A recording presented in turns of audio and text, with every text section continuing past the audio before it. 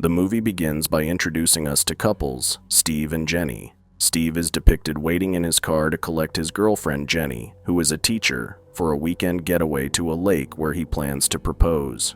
During their trip, a radio show subtly foreshadows the forthcoming events, discussing the growing challenges parents encounter in controlling their children's conduct. When they arrive at the lakeside village, they decide to stay overnight at a local pub. However, it quickly becomes clear that the locals do not treat them with respect.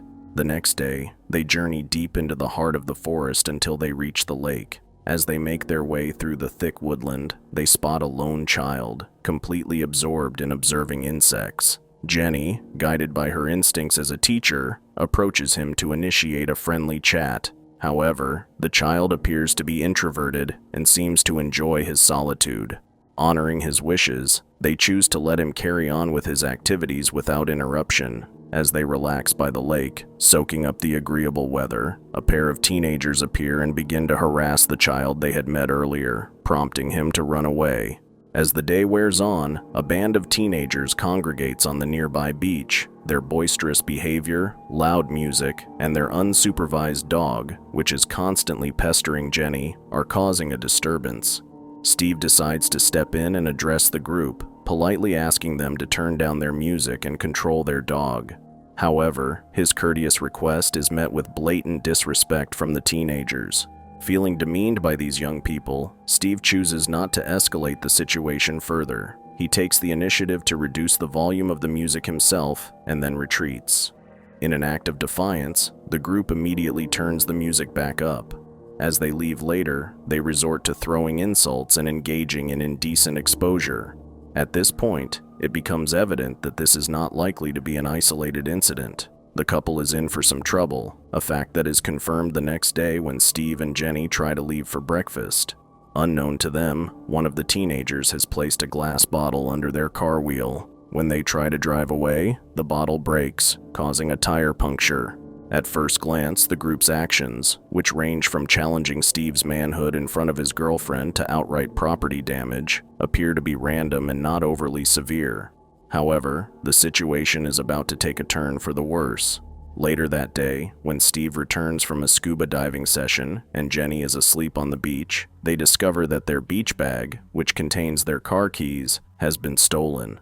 Steve's mind races to the worst possible outcome. When they reach the spot where he had parked his car, his fears are realized. The car is gone. They decide to venture into the forest in the hopes of finding their car. Suddenly, they barely avoid being hit by their own car, which the teenagers have taken for a joyride. The teenagers speed away into the forest, leaving a trail of insults behind them. As the day gives way to night, Steve and Jenny persist in their search for their car. After a grueling journey through the thick forest, they come across a group of young people gathered around a campfire, tormenting a defenseless badger. Steve steps up to confront the group's leader, Brett, but is met with a knife threat and an attack from the group and their dog. In the ensuing chaos, Steve manages to get the knife away, unintentionally causing the death of their dog in the process.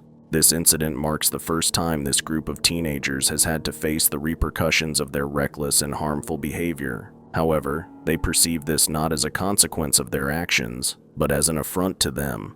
Despite being the instigators of the entire situation by stealing the car and refusing to return Steve's rightful property, they are consumed by a desire for revenge. They embark on a relentless chase against Jenny and Steve, who are desperately trying to retrieve their keys and escape. In their pursuit, they hurl rocks at the car, shattering its headlights. This leaves Steve virtually blind, causing him to crash into a fallen tree. The impact pins him to his seat, rendering him immobile. Even though Steve urges Jenny to leave to get help and ensure her own safety, she decides to stay hidden in a nearby bush until the break of dawn. When she goes back to the car to look for Steve, she discovers that he's been moved. A short walk from the crash site leads her to a chilling discovery. The teenagers have Steve, who is battered and bloody, tied up with barbed wire against a tree stump, unable to move. She eavesdrops on their conversation as Brett makes a decision. Considering the seriousness of their actions and the severity of what they're about to do, he believes they need to stand together. His plan is to make everyone involved in the act, thereby deterring anyone from going to the police. He orders a girl from the group to film them as they each take turns inflicting deep wounds and stabs on Steve. Once they've all taken their turn assaulting him, they spot Jenny, who has just witnessed in sheer terror as one of the boys drives the knife into Steve's mouth. They immediately start pursuing her, their intentions of inflicting similar, if not more severe, harm on her becoming increasingly evident. This diversion provides Steve with a chance to exert his strength, break free from his restraints, and liberate himself. He rushes back to the car to arm himself with a weapon, and in the process, nearly decapitates Jenny as she almost collides with him. What initially seemed like a group of unruly teenagers causing mischief and indulging in a joyride has escalated into something far more sinister. They've demonstrated their willingness to kidnap and torture, and it seems the only logical progression for them is to commit murder. Given the magnitude of their actions, they can't risk leaving any evidence behind. It's crucial that they correct their errors, and there's no possibility of turning back now. Steve and Jenny find refuge in a deserted bird-watching hut, where Jenny becomes painfully aware of the severity of Steve's injuries. His injuries aren't just minor scratches on his skin. One of the teenagers has inflicted a deep, potentially fatal wound, and it seems to be having the intended effect. Jenny is hit with the harsh reality that if Steve doesn't get medical help soon, he will likely die from his injuries. Now, with his mobility severely limited, Steve is forced to remain hidden in a bush while Jenny makes her way back to the village in a desperate bid to get help. In the wild, untamed expanse of the forest, Jenny finds herself running at full tilt.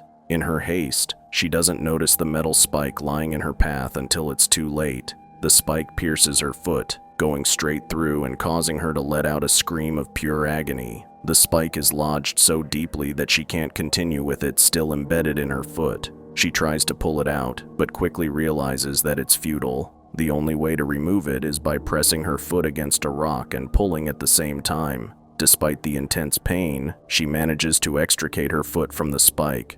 After this terrifying ordeal, she encounters the same lone child that she and Steve had met earlier. Jenny, now covered in mud and stained with her own blood and Steve's, convinces the boy to help her navigate out of the thick forest. After a moment of hesitation, the boy agrees to guide her. However, as they make their way, Jenny starts to feel that something isn't right. The boy's statements are filled with contradictions, like a child caught in a lie. Before she can act on her suspicions, she finds herself caught in a trap. The boy has led her directly to a group of teenagers. In a misguided effort to gain acceptance from the group, the young boy betrays Jenny. He is soon to realize the severe error of his actions. After a sudden hit, Jenny wakes up, only to find herself tied up next to Steve, who is now devoid of life. The group had located him and either delivered the lethal blow or merely left him to bleed to death. In a horrifying scene, a group has bound Jenny and the lifeless body of Steve together, preparing a large pyre from gathered sticks. They douse the pair in gasoline, readying them for the flames. Brett, a member of the group, involves a young boy in this gruesome act, handing him a box of matches. He coerces the child into igniting the fire, ensuring his silence by making him an accomplice in the act, all while capturing the event on camera. Brett revels in the sight of the burning body and the impending immolation of Jenny, his excitement palpable. However, as the fire intensifies, it sears through Jenny's bindings, providing her with a chance to escape. In a cruel twist, Brett seizes the young boy, threatening to set him alight if Jenny doesn't return. Before she can even react, Brett douses the boy's head in gasoline and sets him on fire. The boy's agonizing screams fill the air, and Jenny turns back momentarily to witness the horrifying sight of the boy, his upper body entirely aflame. Having seen the horrifying events unfold before her eyes, and with the brutal murder of her boyfriend by the group, Jenny understands that she must be prepared to protect herself, even if it means taking a life. This is precisely what she does. She picks up a shard of broken glass, and when one of the young boys approaches her, she doesn't hesitate. Swiftly turning around, she plunges the glass into his neck, ending his life instantly. In her desperate flight, Jenny encounters a man who doesn't seem to pose a threat to her. He is driving through the forest, and it turns out he is the elder brother of one of the children, searching for his sibling. The man offers Jenny a ride, but at some point, he steps out of the vehicle to converse with one of the children. Sensing that this could lead to a dangerous outcome for her, Jenny seizes the opportunity to take control of the situation. She commandeers the car and speeds away, inadvertently hitting a female member of the group who steps onto the road. In a state of panic and fueled by adrenaline, Jenny drives erratically until she reaches a village. She barely manages to avoid a collision with another vehicle, but ends up crashing into a local's garden. Staggering to the back of the property, she discovers a party in progress before collapsing from exhaustion. This is where she finds a safe haven, with kind-hearted people willing to assist her and ensure her safety. However, after being led into the house by the residents, she makes a disconcerting discovery. She's in the home of one of the teenagers involved in her ordeal. This realization sends a chill down her spine, adding another layer of complexity to her already precarious situation. She finds herself in Brett's house. Seeking a place to hide, she retreats to the bathroom, searching for something to use as a weapon. She overhears the parents discovering the tragic fate of their children. Overwhelmed by grief and anger, they break down the bathroom door. Despite Jenny's attempts to explain that she's the victim, they are too distraught to listen. Brett has spun a tale, casting Jenny and Steve as the antagonists in this horrific situation. Brett's father, echoing his son's sentiments, rallies the group, emphasizing the need to protect their own and stand together. He then escorts Jenny back into the bathroom, closing the door behind him. The chilling sound of Jenny's screams echoes through the house. This sorrowful and heart-wrenching narrative of murder concludes with Brett, the primary instigator of all this pain, gazing into the mirror as he erases any incriminating evidence from his phone. He then tries on Steve's sunglasses one last time. The film concludes in the same vein of despair that has been its constant companion throughout its duration. The entire narrative feels like a relentless onslaught of gut-wrenching and distressing incidents, one after the other. The culmination of these events is the protagonist, who has borne the brunt of these hardships, finally finding a group of adults. These are individuals who, under normal circumstances, should be able to offer her assistance, do what's right, and provide some form of help. However, these are the very people who raised the children involved in these heinous acts, the children who callously murdered a man for defending himself against a dog, and the children who set a child ablaze without any justification. Did this story spook you out? Let us know in the comments below. For more horror movie recaps, subscribe to our channel, and we will see you in the next one. Fear awaits you.